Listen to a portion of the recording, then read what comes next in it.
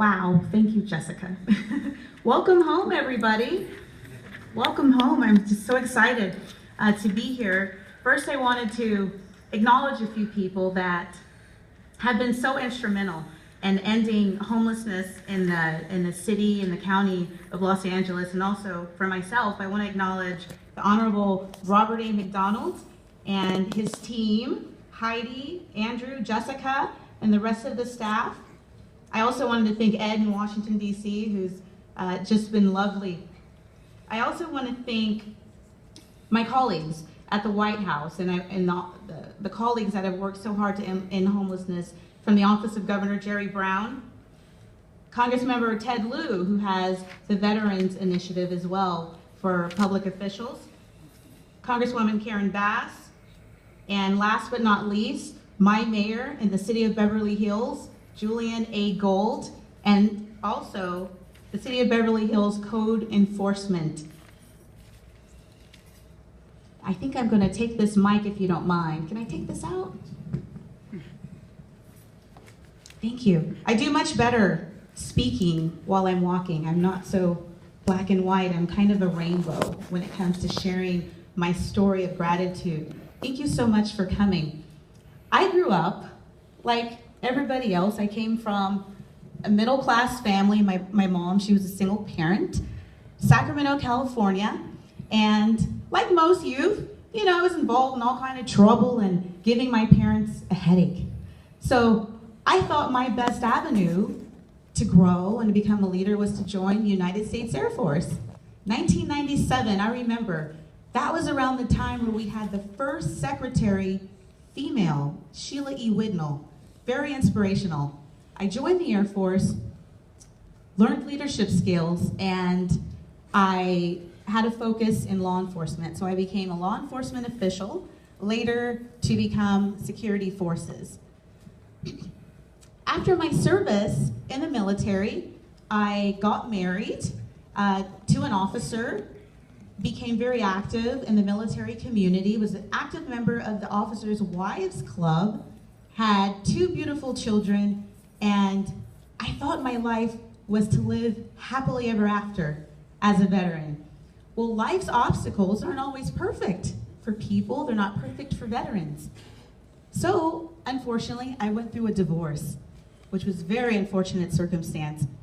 And as a veteran, when you have a particular skill set, you kind of have to look for a profession in that skill set so that you can be marketable to your community. Well, my skill set in law enforcement was very vast, very broad, and I figured that entrepreneurship would be the best path of success to take.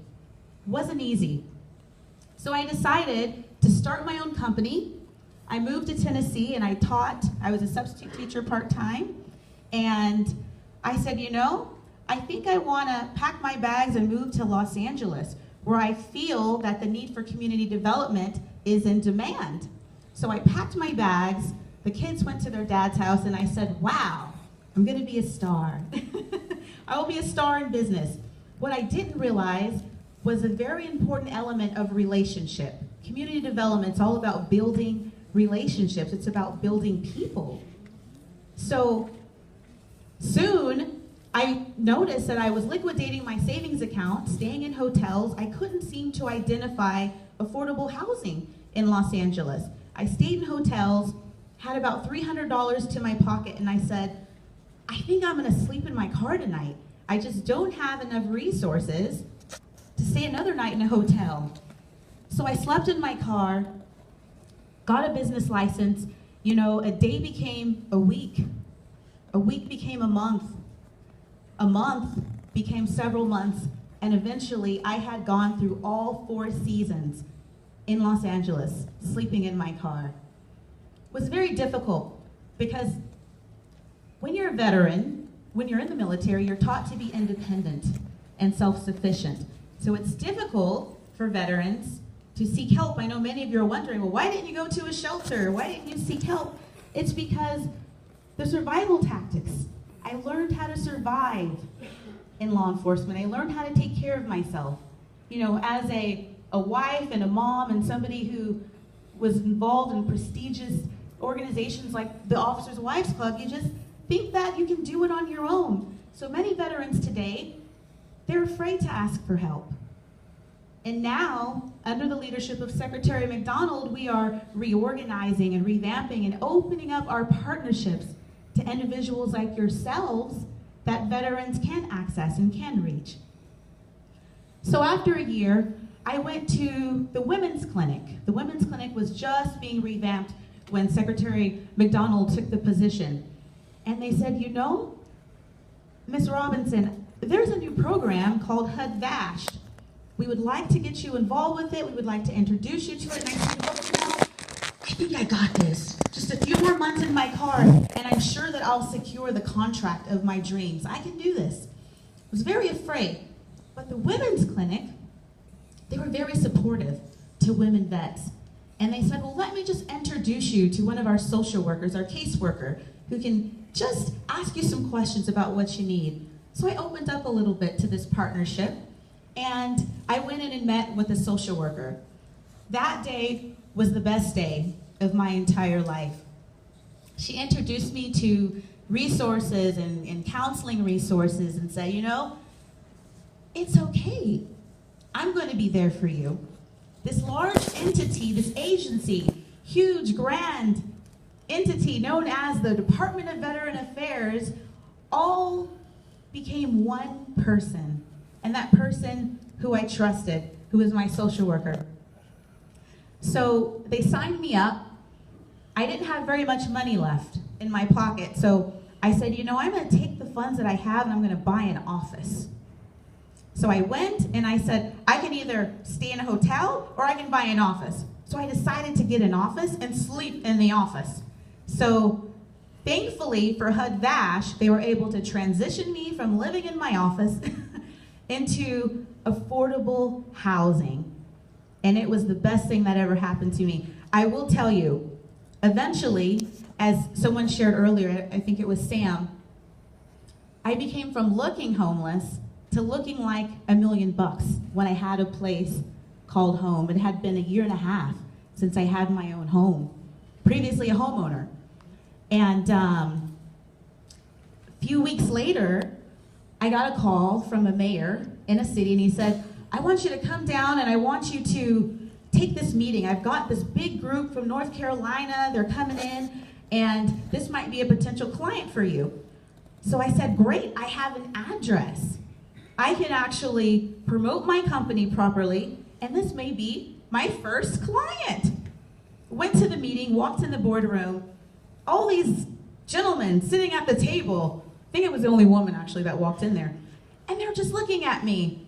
And the mayor turns around and he says, yeah, this is a religious organization. Yeah, you know, the Billy Graham Evangelistic Association. I said, wow. So the Reverend Billy Graham, Franklin Graham, and their organization, they were my first client. And I attribute much of this success to the VA. Going into the VA, being able to connect with the person. And I know collectively we sit in here with emblems and symbols and prestige, but at the end of the day, each and every one of you has the power to impact and change a veteran's life forever. The story ends very good. You know, my kids, they were able to come home, so that's magnificent. They were able to have their own place, safe place, and after that first contract, I just couldn't keep my phone from ringing. I got a call from the White House and they said, you're so amazing. Why don't you come and work for Obama's advance team with Secret Service? So, you know, it's been a process, and I'm not going to say that it's been an easy journey, but I will say that it's possible. Anything is possible if you just believe. So I'm grateful to have had the opportunity to come and to speak with you, the landlords, because I had a landlord who was sitting right where you're sitting and wondering what the benefits were. And I am so proud to be the recipient and the evidence that the VA and the HUD-VASH program does work for its veterans. So I encourage you, as you consider becoming a partner of ours, that you will look at the outcomes.